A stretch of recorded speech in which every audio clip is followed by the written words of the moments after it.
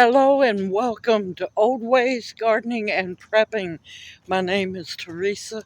I am bringing y'all along on an adventure to go to the January monthly Herb Society meeting. So I'm heading in. It's a beautiful full moon night and let's go have some fun, y'all. Some definite interesting artwork.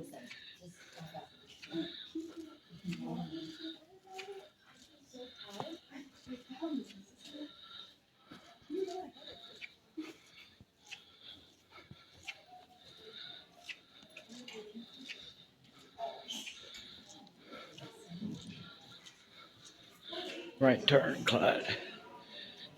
Yep.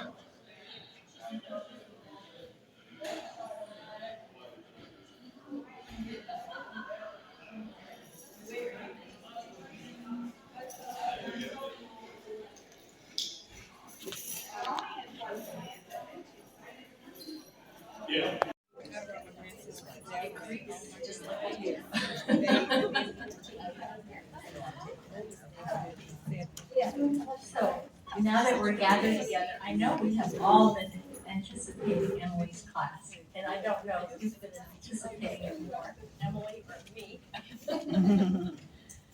All right. So just for a little bit of business, I'm your new president. Yay!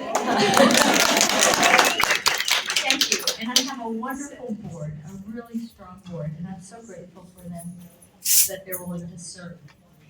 You will get the minutes of the board meeting in the next newsletter. You will also get the minutes of the membership meeting in the next newsletter, so they will be shorter blows. The financial report is on the table. If you have any questions about the finances, please ask Ginger. She's our treasurer. And that's part of being a nonprofit, that all those things have to be open book. So you get to ask, okay? So with that short business meeting, we're going to go on, and I'd like to introduce Emily Gates. Now, I've really been kind of attracted to this presenter. I just like where she's coming from. And if I could just quote 3 things from her webpage. Serving the community with the love of Christ, seeking health and restoration through the natural use of herbs, teaching and equipping others. Okay, but there's one more thing I really like about it. She forages. And I do so like that because not everything will grow in my garden. I have like 0.4 acres, which is very nice, but you know, you can't find everything in your garden. And so if you can go out and forage, that's a great thing. Now, Emily has classes on Wednesdays and classes on Saturdays. Now, they're different. I understand that the Wednesday classes are drop-in. So, but maybe not, we'll see. And the Saturday ones are foraging walks. And I've already talked to my buddies that we need to come out for one of these Saturday foraging walks. I am so hyped about that. Okay. She studied under the Southern herbalist, Darrell Patton. And as you're sitting here and listening to her teach us, I think it's really important, and this is off of her website also, that you take ownership and responsibility for your own health. Okay? You need to be in tune with your body and know what you need. And with that, I'd like to invite Emily.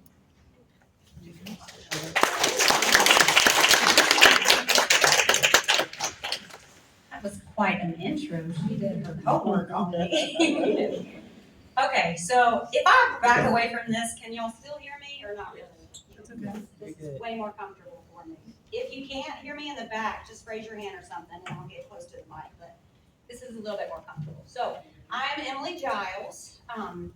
And just to kind of back up, tell you a little bit about my story, my background is actually physical therapy. I have about 20 years experience in physical therapy.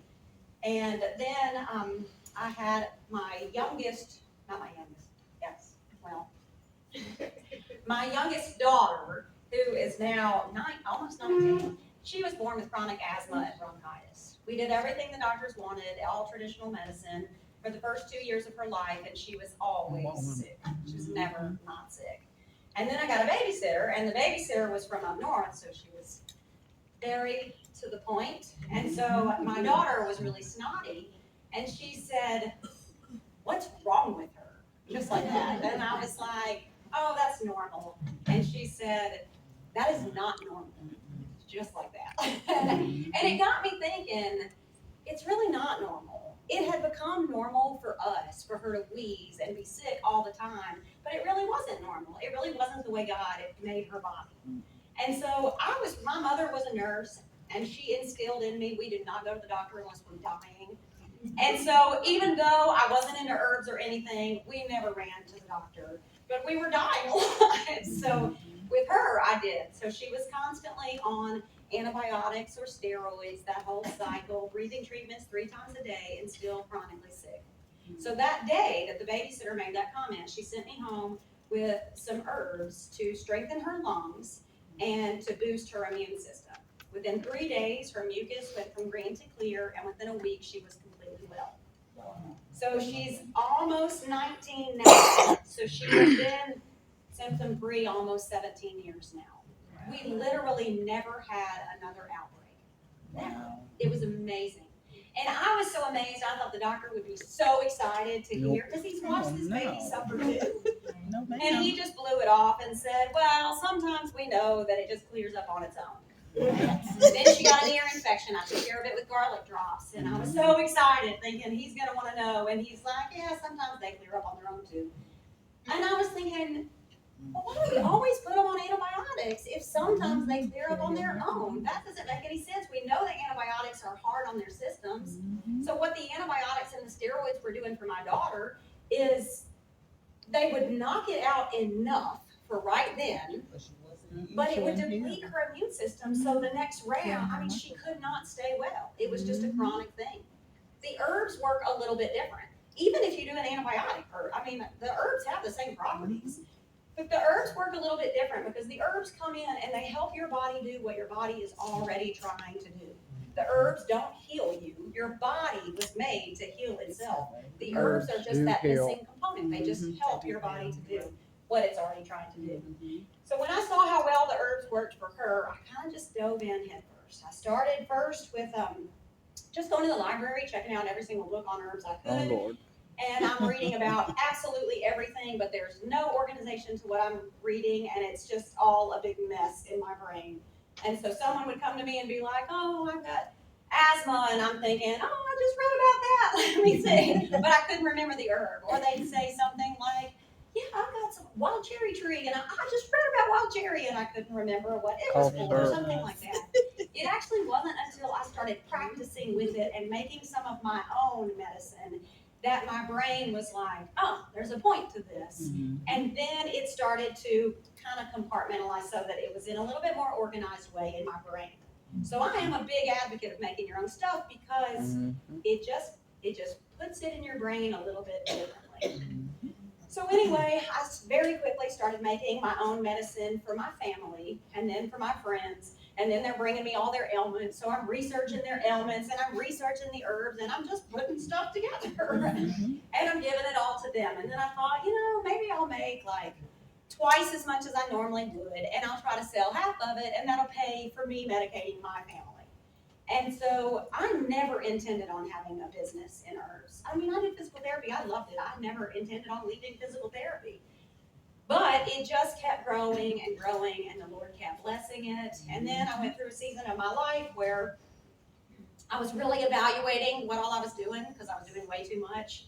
And I kind of the Lord just pulled me away from the physical therapy and led me more to be solely into herbs. So the herbs so at that time I was just doing farmers markets. I had an online store. I was also doing a lot of community outreach and ministry in our community, which is Somerville, Tennessee. And then I wanted to just have a localized place where all of it could take place together. And so kind of like a hub. And so against my wishes, the Lord really led it. It was a real process to open up that store. It was terrifying, paralyzing. It was really scary. Wow. But anyway, I ended up opening up my shop, which is in Somerville. So it's 4 years old now. And it's a coffee and herb shop. So it's also a full cafe. We have food. But the whole point of it was to be a safe place and a place of peace for people that want to get off the streets where they can come. So it's walking distance for a lot of people that don't have vehicles and stuff like that. And so you really never know what you're going to find in the shop. I mean, you never know. A lot of times people will come and they stay a long, long time. It's kind of seasonal. They're in and out, that kind of thing. But it's a lot of diversity in my shop. And it definitely is a little place of peace. So in addition to just that aspect of the shop, we now make all of our herbal stuff there. So everything is made in the shop and prepared in the shop. I still do farmers markets. I still have the online store. And so the classes she was talking about, I teach Wednesday. I teach just about every Wednesday in the shop. If you're coming from Memphis, I do recommend you call first. I would hate for there to have been an emergency.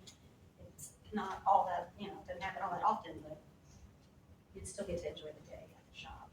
Okay, so anyway, it's every Wednesday from 1 to 2:30. So that one is more generally, there's some exceptions, but generally it's a single herb.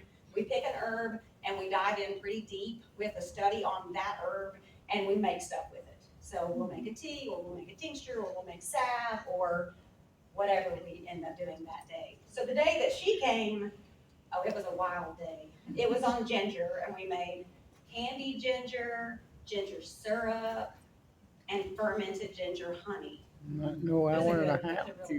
Last one was good too.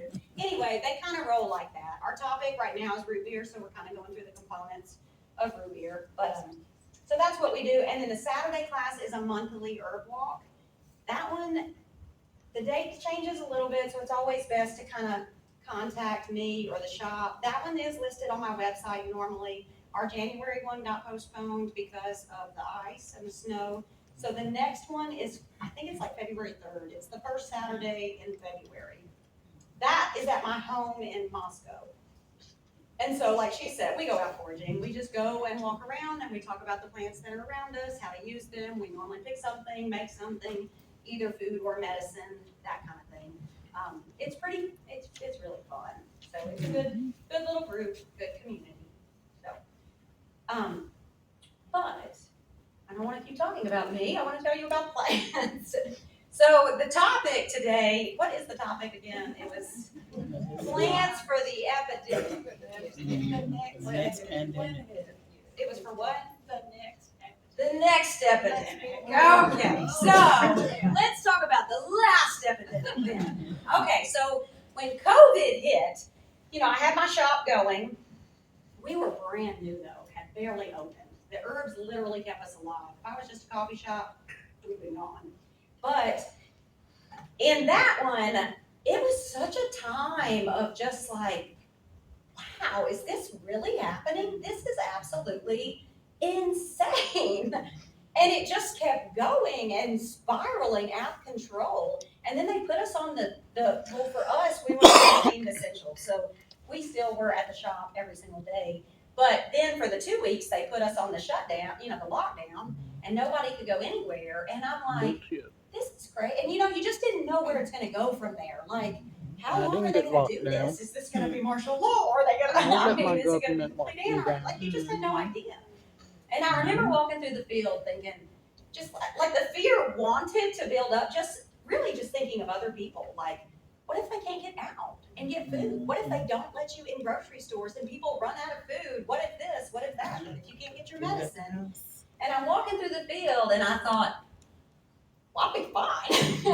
And it was springtime. It was early springtime, so there were some wild greens out, and I was like, oh, well, okay, I'll be all right. And then as it continued, there was all the scare of the hospitals are overflowing and everybody's dying. And I mean, it was a frightening time. And I remember thinking, it's just a virus. It's just a virus.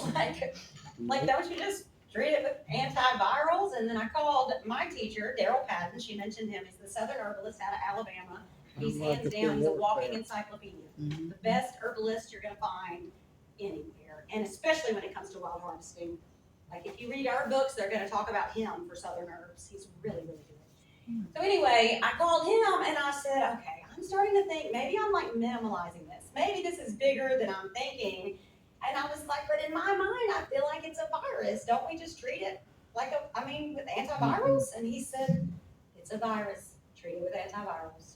And I thought, okay, good. So like media is building everything up. Everybody's scared to death. And I was thinking, okay, so this time of year, what are the antivirals that I can go get? So it's early spring at this time. And there's not all that much out there, but there's some new life popping up. And so I was trying to think, okay, what can I identify right now that I can harvest right now? And so I was thinking at that time, and now the same thing pops into my mind. If you know nothing about plants at all, I bet you can find a pine tree. Everybody know what a pine tree looks like? Oh, yeah. A loblolly, everybody know it? Okay, so that is a great antiviral. Great antiviral. It actually contains a chemical called shikimic acid, which is the same chemical found in Tamiflu. It's amazing for respiratory viruses. It's an expectorant. It has so many benefits. It's loaded with vitamin C, and it's easy to harvest. It's an evergreen. You can go find it any time of the year. Literally on my way here in the rain, I went and harvested my pine needles just so I could make y'all some pine needle tea. Not very complicated, but I'll be happy to charge you if you want me to. But it's not, I still have people that call me and they ask me to sell them pine needle tea. And I'm like, okay, I will. But that's as simple as it is. I just grab a handful, and in this case, I brought my little tea kettle from the shop. But if you're at home, you just bring a pot of water to a boil, throw your pine needles in it, a nice handful, put a top over it, just let it steep for 20 minutes or so. The end Steep result till of room that, if you temperature. added nothing to it at all, no sugar, no honey, no lemon, no nothing, it's delicious. It has really, really good natural lemony flavor, and it's just delicious. It really should be a staple. It should be a beverage that everybody's drinking all throughout the season. You'll enjoy it. And then if you're a sweet tea person, you're probably going to need sugar because you need it anyway. But so add a little bit of sugar to it. At least then you're still getting the properties. You can make it into something. I had one person say that they'd never be able to get their husband to drink it. I'm like, just throw a couple bags of Lipton in there. I'm like, all you gotta do, like, you can make it, if you don't like it by itself, you can fix it up to where you do like it. And I'm telling you, it is powerful medicine. Very, very powerful medicine. Completely free. If it's not in your yard, it's in your neighbor's. Like, it's everywhere. Super easy to harvest. You can always find them. Wonderful. Another plant that I know you can find this in the summertime, but in the dead of winter, I don't know if you could find your sweet gum. Could you? Who could find a sweet gum tree in the dead of winter? If you have one on your property, I know you can. Yeah. You know your sweet gum. If you don't, ask your neighbor, because they have a sweet gum tree and they hate it. Nobody wants their sweet gum tree. They don't want it for fire. They don't want it for anything. It's the sweet gum balls Except that for they me. use for The tanning. sweet gum is probably the highest. Well, now there's a little bit of argument whether it's pine or sweet gum, but very, very Green. high in shikimic acid Green. also. Very, very good for you. Now, if you go and I'll be making a video. break off some branches of sweet gum and you make you a big strong tea, those are going to be branches, so you're probably going to do a little low boil. Get a handful of branches, throw them in a pot of water, low boil for 20 minutes. I would say bon appetit, but it's not going to be as pleasant as your pine. It's not as pleasant. It's definitely a lot more bitter, but it is very good medicine, specifically for respiratory viruses. Very, very good medicine. If you don't want to do it as a tea, you can make a tincture out of it. A tincture is super easy to make out of it. I'm not going to spend a class on it, but it's easy. But you don't have it right then. Like it takes a little bit of time to have your tincture ready. I'm saying you get sick right now, can you go outside and make what you need? Or if we're on lockdown or something completely insane happens, can you find what you need? You better believe it. The other one I wanted to talk about is sumac. So sumac is one that you're not gonna be able to find it, especially after that snow. You're not gonna find it anywhere. It was probably holding on pretty good since we hadn't had any rain up until now. And now we're making up for lost time. But does everyone know sumac? Yep.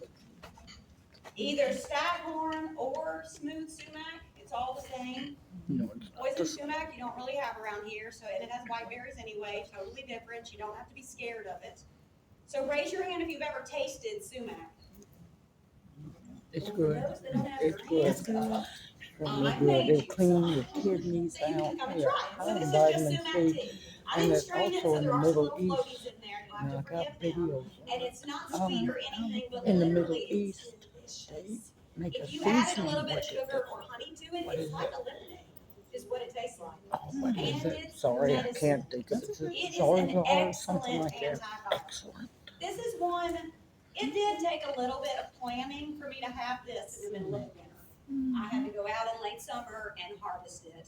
When the berries turn good and red, you can go harvest them. And the way you know they're ready is you just pick a berry and you kind of suck on it. They're not like a blueberry where Well, you you're not eat gonna it. You wanna just do kind of that. suck on it and it's real tart and It's not sour. called Indian It's very lemonade for a pleasant. reason. So it's tart and sour. As long as it has that tartness and that malic acid, then it's good. And they're super easy. They're kind of a well, the staghorn is kind of a waxy berry. The smooth sumac is more of a furry berry. But when you harvest it, you just break it off. I throw it in a paper sack, let it dry in my paper sack. There's not a lot of moisture in it anyway, so I don't really ever have to combat mold with that one. Because drying things in our region it can be a little bit difficult. But for that one, it's super easy. Just throw it in like a paper sack, kind of rotate your paper sack till you know there's no moisture. And then I just leave it in my paper sack. So this is full of sumac that I harvested in the summertime. Would you say the most medicinal properties are the berry, or would it be the root, or?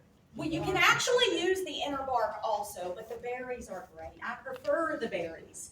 But in the middle of winter, if you know where your sumac is, in the middle of winter, you're not going to be able to find your berries, but your inner bark Yes, is you will. still available for you. Mm. And you can make a tea out of it. It tastes like that. Stick with the berries. But if you need medicine, then you would have your medicine. So the sumac, it again is a good strong antiviral. So does everyone know what I mean when I say antiviral? So does anyone not know what that means?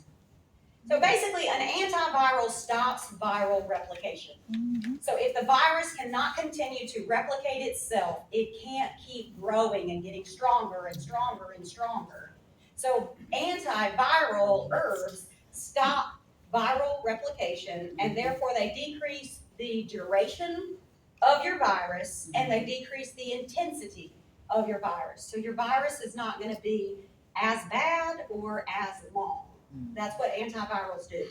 These aren't the only ones. Sassafras is a great antiviral. I mean, there are lots and lots of them. Even poke has good antiviral properties to it, and that one is another one that Poke root's your strongest. What part of sassafras? the root. Yeah, the root. The leaf In is really small more for a doses, thickening it can agent cause kidney and taste for like soups and stuff. The root is what they use for root beer, and it is very medicinal. Would you use the root if the tree was diseased? Mm. No, the sassafras rust that all the sassafras trees are getting now. Well, that's a good question, and I don't completely know the answer to it. But I'm feeling like I probably would still use the root. Sassafras is another one, though. It's been killed For out. new ones to foraging, sassafras is super easy to identify when it has its leaves on it. Super easy because the leaves are so diverse. But in the wintertime, you probably aren't going to know your sassafras unless you're like a tree expert, unless you have a sassafras on your property. So really the key is knowing what you have on your property and probably what your neighbors have on their property too, collectively. And then in the middle of the winter, when they don't have all their signs, you still know that's a peach tree, that's an apple tree. speaking of your peach tree, excellent for nausea. Hands down is gonna be the best thing you're probably gonna find for nausea. So if we're speaking on viruses and things like that, we could talk all day about the herbs to take a virus, but if you have a stomach bug and a stomach flu and uncontrollable vomiting and Plantain. diarrhea, you're gonna have a hard time getting your antivirals to stay down. So then actually, the key would be to get your vomiting under control so that you can get your medicine down you. So then the peach, if you can harvest your peach leaves when they're out there, dry them, and then you have them in the wintertime, or if it's wintertime, you got a peach tree, you know someone else that has a peach tree, grab some branches, make a tea out of it, and you just sip on it. You're not trying to guzzle it, you just kind of sip on it. And once your stomach settles a little bit, then you can add some antivirals into that, and you're just sipping on it. That way you get the medicine in there. The sumac was really interesting though, because it has so many benefits, but they actually did a lot of studies on it with COVID. I'm pretty sure they didn't use it in the hospitals, but they should have. It, in addition to the antiviral properties, and that alone just sings its praises, but you remember with COVID, it really wasn't the virus itself that was killing people. Right. It was the cascading event and the havoc that it was wreaking on your bodies and your systems, and people were having multi-system failures and all these other things. Well, they did studies on sumac, and they found that it contained anti-hemolytic, so it was preventing the rupture of red blood cells, which was part of the problem that they were having with COVID and having the multi-organ failure. It has the antiviral properties. It has anticoagulant effects, so it was decreasing the risk of blood clots, which was also an issue with COVID. It has anti-inflammatory properties, and this is really cool because it has anti-inflammatory properties, but it doesn't inhibit your immune response. Because inflammation is part of your immune response, and it is a good thing in the beginning, and as long as it's under control, it's a good thing. So this is an anti-inflammatory, but it is selective. So the inflammation that is no good for you, it's gonna help with that, but it's not gonna slow down your immune response, which is pretty incredible. So this one specifically during like COVID and stuff like that, sumac is incredible. In addition to sumac, it's probably my favorite kidney herb. It supports the kidneys. It's incredible. If you have low kidney function, you definitely need to be on sumac. Very, very supportive. It is incredible.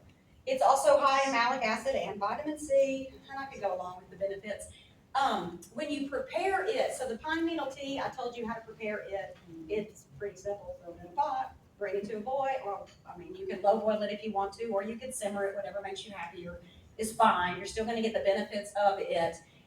The sumac is a little different because depending on how you prepare sumac, you're gonna come up with a completely different flavor. So the sumac you actually don't boil. And I don't add my sumac, like normally with the tea, you bring your water to a boil and then you add, your tea to it.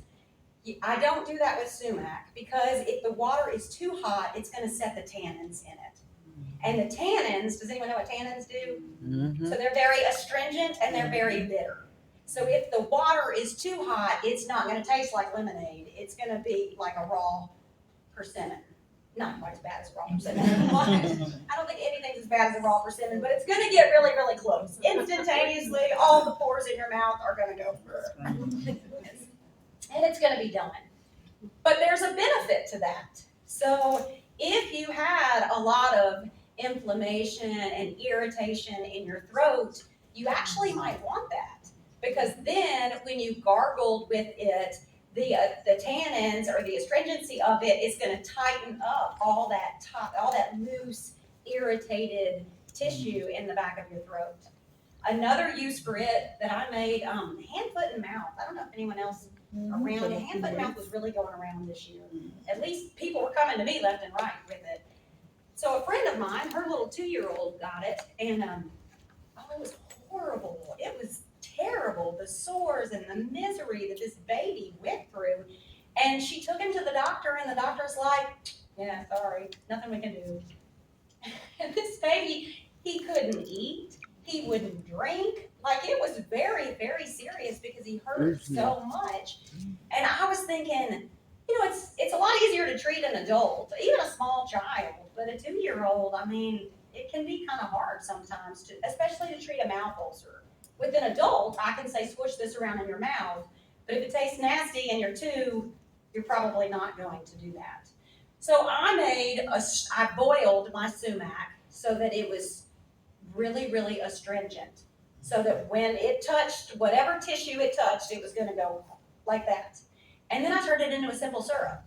Well, if you add enough sugar to anything, it helps. And so what she did is she would take his passy and she would dip it in that and give it to him, and it was like immediate relief, immediate, so that he could drink. So, I mean, there's a benefit if you do it that way. But if you aren't trying to have that astringency, and you don't always want, that astringency, and sometimes you just want something pleasant to taste, if you're not trying to do that, then I just use tap water, hot tap water. Now, tap water at my house never gets so hot that it would ever set the tannins. But tap water at my shop gets really, really hot. So you kind of know your water as to, can you wash dishes in straight hot water, or your hot water's too hot, it's going to burn you. If it's like that, you probably need to add a little bit of, you don't want it quite that hot. But anyway, so I just fill up my jar with hot tap water and grab a couple of the heads, and I just shove it in there and let it sit for 30 minutes or so. This I made right before we left our shop, so it sat for several hours on the way here. And then you just strain it through like a coffee filter or anything like that. It tastes delicious by itself, so you really don't have to add sugar or anything to it. But if you were, if maybe you wanted kids to drink it, you can add honey to it. Honey does change the natural flavor of it a little bit more than like sugar does, but it's still, it's really, really delicious. And then you get all that medicine from it. So literally, I just gave you 2 things that are super easy to find, very readily available, and delicious. Like, it doesn't really get much better than that. Mm-hmm. So can you use any kind of pine needle? Around here you can, yes. Loblolly is the most common that we have around here. Some people have white pine, but yeah, you can. Any other questions? Yeah, with all of this knowledge and going back generations and centuries in medicine, herbs is always the basis of treatment. What's happened to modern medicine? I mean, you were a good deal. I know that story. No, I know that What's story. happened that modern medicine, I told the doctor that I did not want to be on my medications. Nope. And so, he was going, well, okay, we'll try, blah, blah, blah. But he would not take me off the Nope. Money. And so, Well, so she gave the answer when she did that.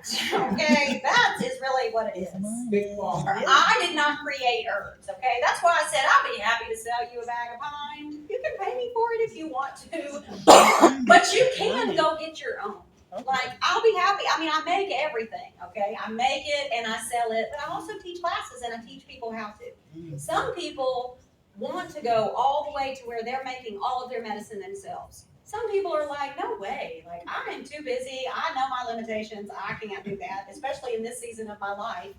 And so you can that's what I love about herbs, is there is a level of freedom that you can get to whatever level you want.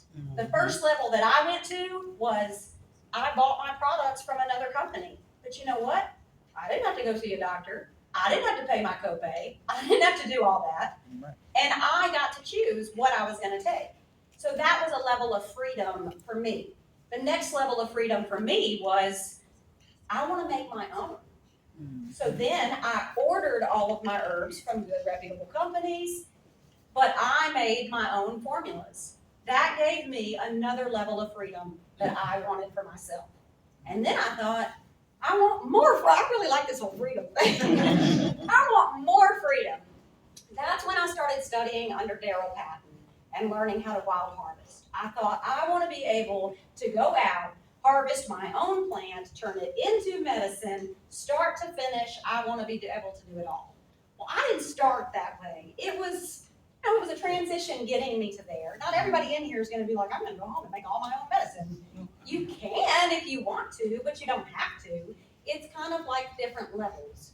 As far as it is with your doctors, there is no, well, for one thing, herbs are not FDA approved. So that is gonna be a huge part of it. For doctors to really recommend herbs, there is gonna be a little bit of legalities on them, and I'm sure their malpractice insurance is discouraging that greatly. Because if something did go wrong taking an herb, then that's probably, I'm assuming, is gonna fall back on the doctor. So there is that part. What you can do is suggest it. So like I had a client one time that, oh, she was old. She was like 94. She had been on Celebrex for 15 years. Her liver And was she fake. came to me and she said, Emily, I am hurting. I am not gonna get off my Celebrex, but I need something else. So I added, and this was for primarily arthritis, but those kind of symptoms, lots of back pain, lots of pain. So I added in prickly ash for her. Prickly ash also grows wild all around us. Super easy to identify. You can't really mistake it to anything else. And it's an incredible plant, but it also is an immunomodulator. It helps, so it's great for autoimmune disorders, and it's anti-inflammatory. I give her that, and she loved it. She came back to me and she said, okay, I do want to get off my Celebrex. How can I do that? And I'm like, I'm not a doctor. I cannot tell you what to do. But if it was me, I think this is what I might do. And so I added in boswellia. So boswellia, you're not going to find it growing around here. It's from the frankincense tree. And the extraction process on it is very different than the extraction for most of the other tinctures. But it's a great anti-inflammatory, really, really good, kind of like the big guns. And so I gave that to her just because I was thinking, not only do you have pain and inflammation, but you're going to be coming off of this. You've been on this for 15 years. Like, that's not going to be the easiest thing. She did it. She transitioned. She went back to the doctor. And the doctor mentioned the Celebrex, and she's like 94. And she said, oh, I'm not taking that anymore. That's right. And the doctor said, you're not? And she said, oh no, I quit taking that. I'm taking this. And she threw my bottle out there. I'm like, oh, no. And the doctor said, oh, that's way better for you. So the doctor just couldn't recommend it. But if it's your idea, not all of them are against it. Some of them are, and then you can just find a new doctor. But not all of them are against it. It just really needs to come from you. And you do have, authority. Hold on just a second. She had a question first. My comment is for the gentleman over there. You want to know the truth? If you honestly want to know the truth, come speak to me when this is over, and I'll tell you. No, most people don't want to face how it really started. I bet that would be a very good conversation. Okay. Yeah, I just wanted to mention that when you said that herbs aren't FDA approved, that's really a misnomer. They are FDA approved. They are in a different category than drugs are. Herbs do not go through the same approval process as drugs. They don't have to go through pre-market approval. They're classified as foods.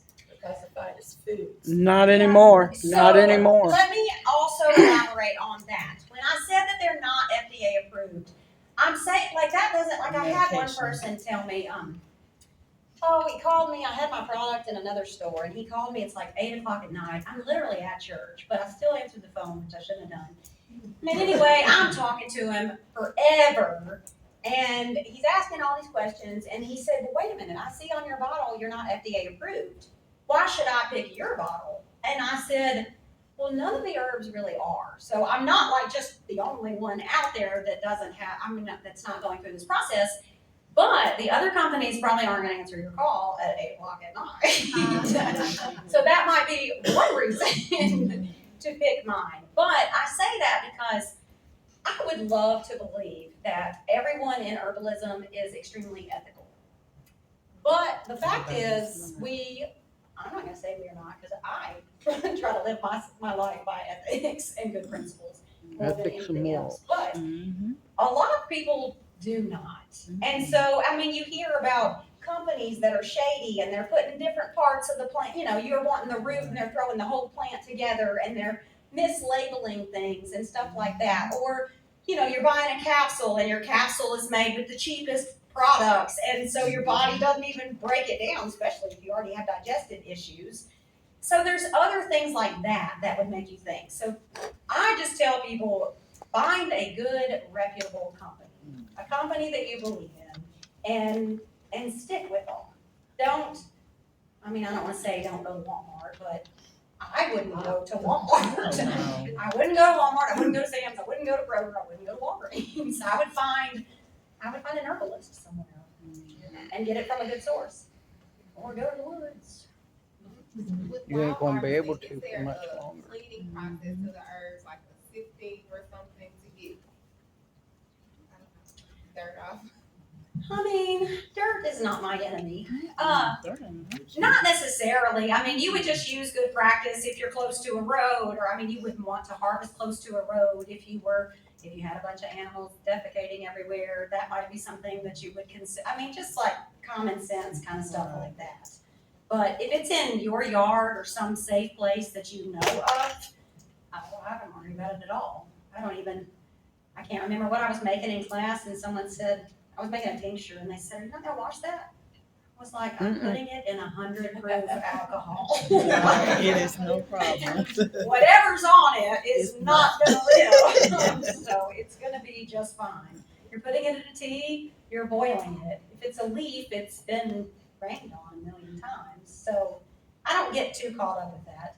Plus, a lot of the plants that you're taking in are antibacterial, antiseptic, antimicrobial, anti anything that's not good for you. So there's also that. Any other questions? I will tell you, I had a stem cell transplant about in 2020, and they took me off of all my little things I was taking, in particular elderberry. Yeah. So, I mean, I don't really know what to say to that. As far as cancer, when it comes to cancer, Mushrooms. it really is going to depend on your doctor. Well, I just was looking up some of the stuff, why not to? Well, the elderberry is because of the benefit on the immune system, but it's not going to just be elderberry. Like any of the herbs that are considered immunoboosters, or any of the herbs that are considered immunomodulators, they're going to treat them the same. Because a lot of times, depending, I mean, I'm not an expert in this, I'm not a doctor, but a lot of times the treatment is to suppress the immune system. Same thing if you had an autoimmune. Sometimes the treatment plan is to suppress the immune system. So if your doctor's treatment plan is to suppress your immune system or to bring it down, there's really no herb out there that does that. They weren't made to do that. There are herbs out there that rev the immune system up, like the elderberry does, and then there's herbs that are out there that bring it into balance. So like the immunomodulators, if your immune system is too revved up, like if you have an autoimmune disease, you don't want to take elderberry. So if you have an autoimmune disease and you take an immunomodulator, it actually brings it down. Or if you were the opposite and your immune system's too low, then it'll bring it up. But it actually puts it in balance. It's like a get in shape kind of thing. But that's the reason there. And then, I mean, if there's that is a call that everybody has to, but that's your own decision to make, your own conscience before God. And yeah. Yeah. Was it because of the immune boosting? Yeah, because elderberry may stimulate the immune system. Yeah. Could interfere with medications taken to suppress the immune system. These medications include like cortisoids, prednisone, medications used to treat autoimmune diseases. That's the case for People with organ transplants. anytime. Yeah. So you're gonna have to, if you have cancer or a severe autoimmune or anything like that, and you're under medical care that wants to deplete your immune system, you just have decisions to make on your own, and that's for your own conscience. It's clear, and I can't really guide you in there other than to tell you what the plants do. I will say though, chaga is a mushroom. Yes. Has everyone ever had chaga? Yep. Oh, it's Yes. delicious. It It's a is. fungus, grows up on birch trees. You're not gonna find it in your backyard. Turkey tail. But it is man, delicious. this Its shoe. taste alone I like is that. is a cross between coffee and chocolate. Very, very pleasant, loaded with antioxidants. It causes apoptosis, so it cuts off blood supply to cancer cells. It is absolutely wonderful. Like probably your number one anti-cancer in the herbal world. Really, really, really good. Can I be your walking testimony? Sure. I worked on a COVID unit for 2 years as part of my job. About Emily's Chaga and reishi mushrooms, I still take it to this day. I've never had COVID, guys, and I'm not that careful with masks because I hate that. Well, so I have a good friend. Now she works for me, but she got breast cancer, and she did do. And her doctor said no turmeric, but turmeric is also, it's a blood thinner, so there were other reasons for the turmeric. But he didn't want her taking any herbs, and he said no chaga because of the benefit on the immune system. Even though it's anti-cancer, it's just a different avenue. Like it's just not the direct, but Right. So she continued to take chaga, but she didn't tell her doctor. She didn't tell me. She didn't tell her husband. She didn't tell anybody until she went back to the doctor and her tumor had shrunk so much. Yes. And then she still didn't tell her doctor, but she did tell me and she did tell her husband. Good. But she continued to do it. But that's what I'm saying. It's a choice that, that she had to make. She went against the advice, and I'm not giving it. If the doctor's told you to do so, I'm not telling you to do anything else. I can tell you what I might do, but I'm not a doctor, but those things are very, very good. And then as far as the COVID, we actually had a school. I'm probably ranting a little bit now. This will be a fast one. We had a school in it was off Jackson Road. It was like a ministry school in kind of like in the ghetto, and they actually bought my immunity, like large quantities of my immunity boost, and gave it to the kids daily all through COVID. And none of their kids got COVID. Only one teacher got COVID, and that was the one that would not take it. Which I'm not saying that that's going to happen for everybody, but I am saying that's what happened for them.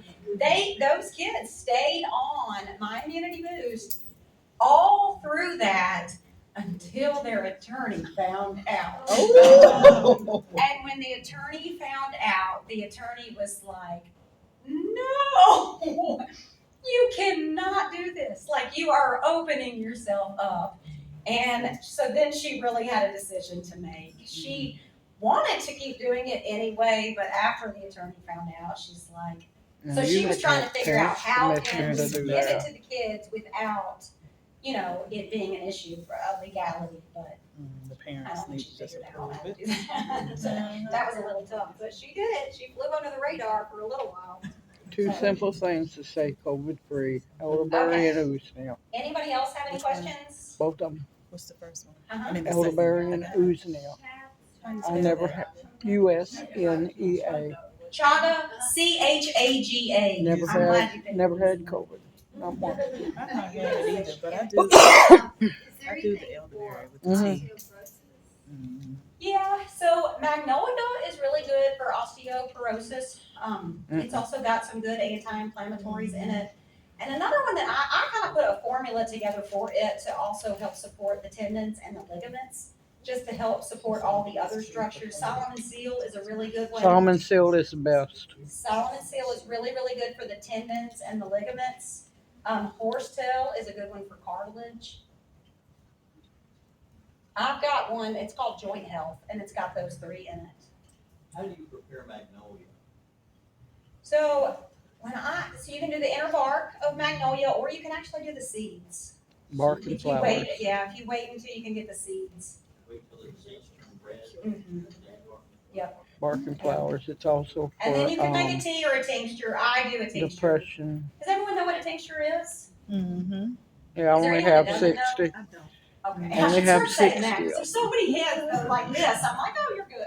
Mm-hmm. So basically, a tea is going to be your oldest form of medication. Okay, throw it in a pot, boil it. You got your medicine. Mhm. That's what they always did. Okay, tinctures didn't come about till later, but basically with a tincture, you take your plant material and you basically cover it with alcohol, a form of alcohol. And alcohol is considered the universal solvent because it pulls out your alcohol soluble chemicals and your water soluble chemicals.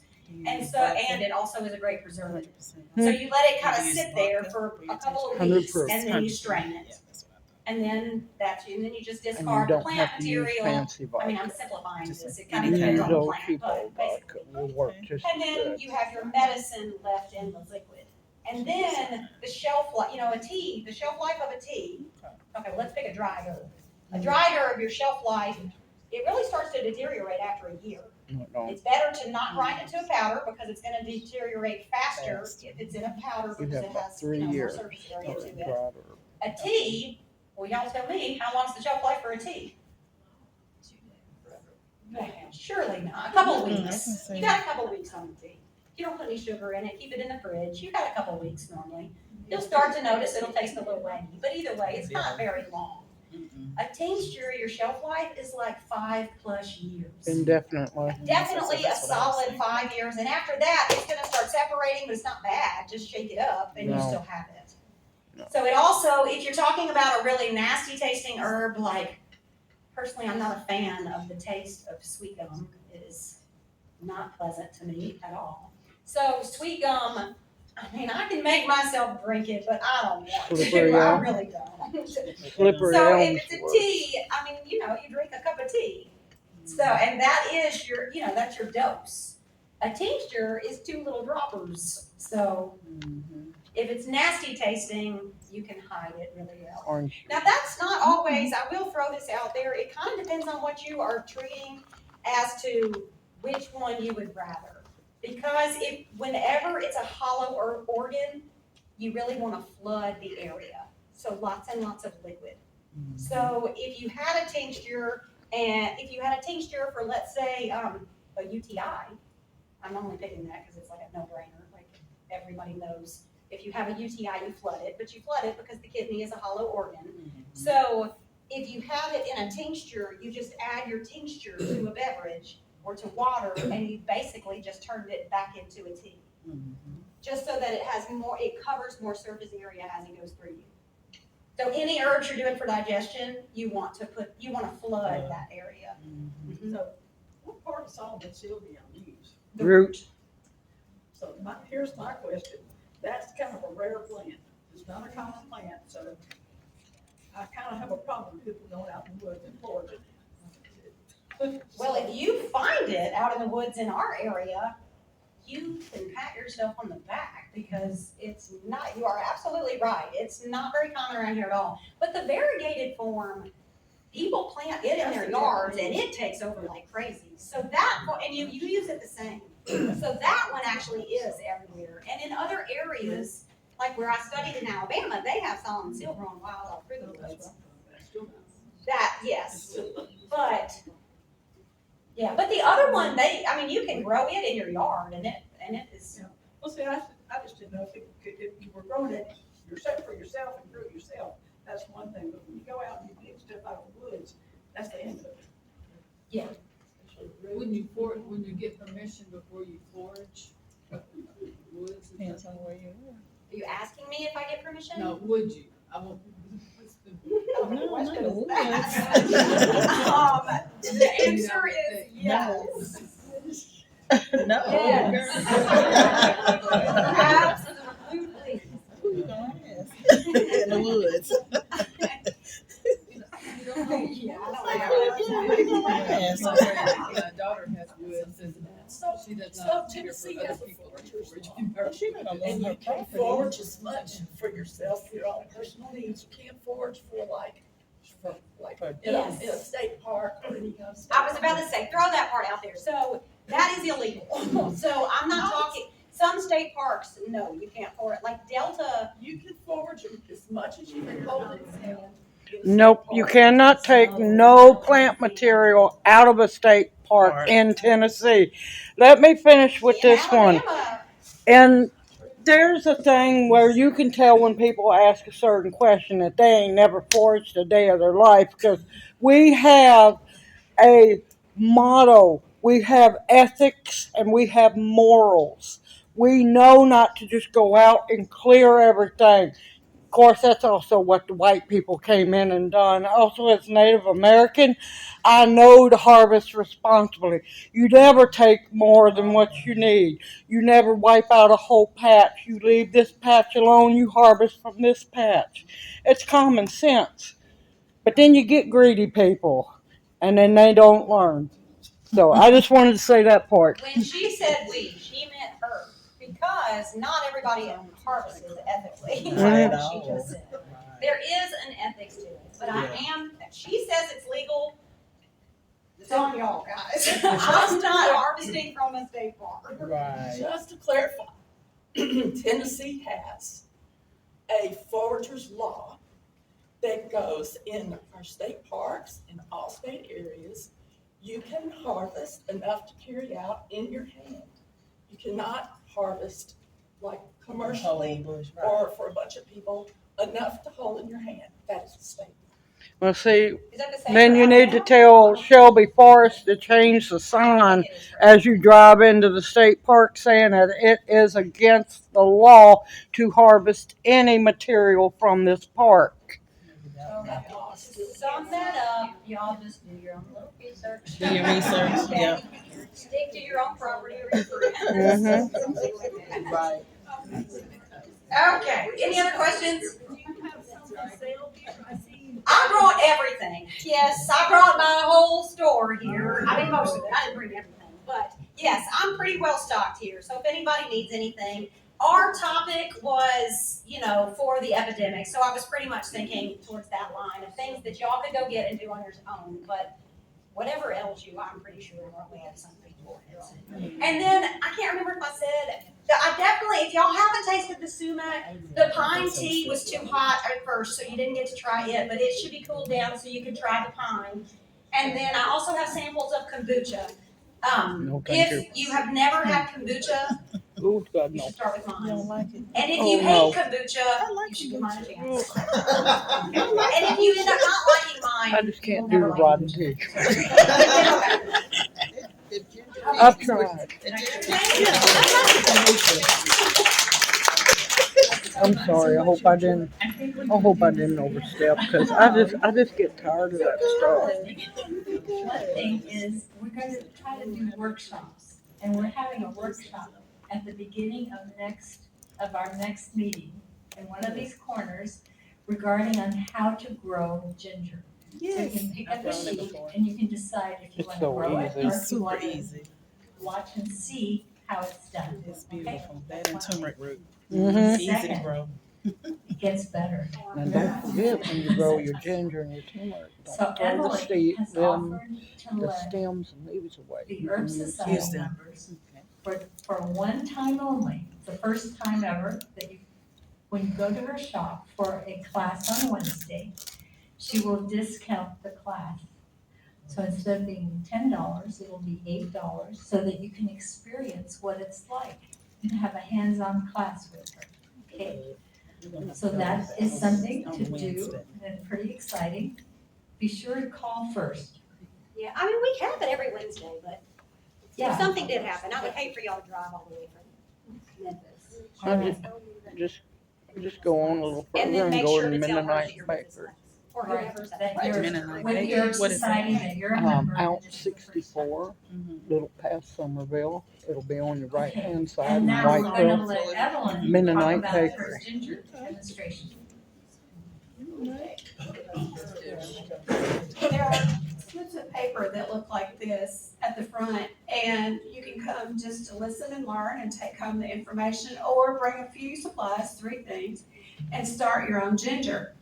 And this is a small part of my crop from this year. It's so easy to grow, and I was able to share with quite a few people. This is only a small part of my harvest. Oh, yeah. And so I still have plenty to last for quite a while and to plant the next crop. So I'd love for you to come, bring your 3 little things. It's on that little piece of paper. 5:30, that corner, next meeting time. Free, yes. Very good. Now lastly, as business, before we let you peruse what Emily brought is if you have your ticket, we have a drawing. Oh, do we have any? All right, yeah, did everyone get it? No, she needs one.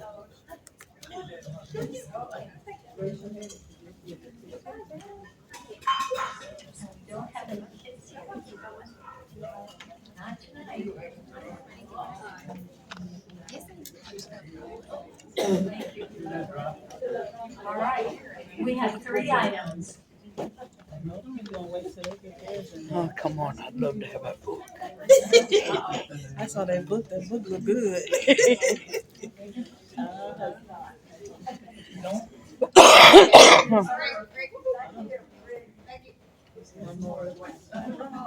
You like this? We don't have to. Sorry, this is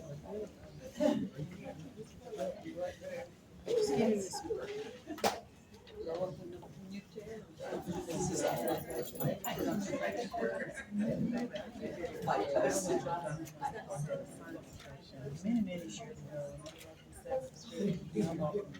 All right. Items.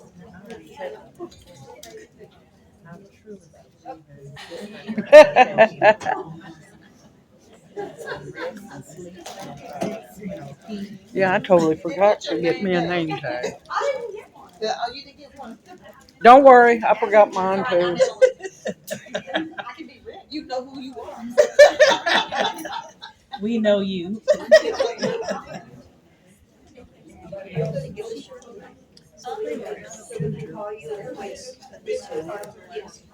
Yeah, I have cards up here, and they actually have, Where they have my you shop going and to my get cell your phone. ginger?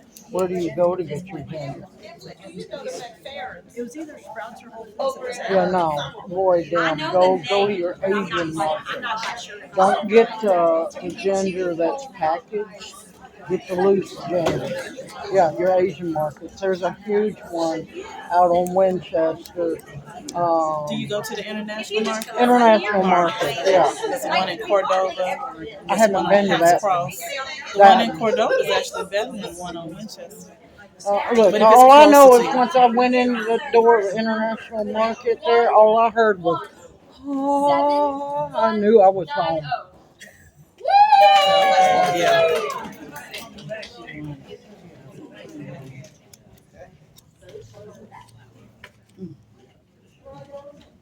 One, one, 7, 1, 8, 3. No, miss me by 10. Come on now, come on. 1, 1, 7, 1, 9, 8. Yeah, no. Thank you. Is that where you get a lot of your herbs? Huh? Is that where you get a lot of your herbs? What? From the Winchester? No.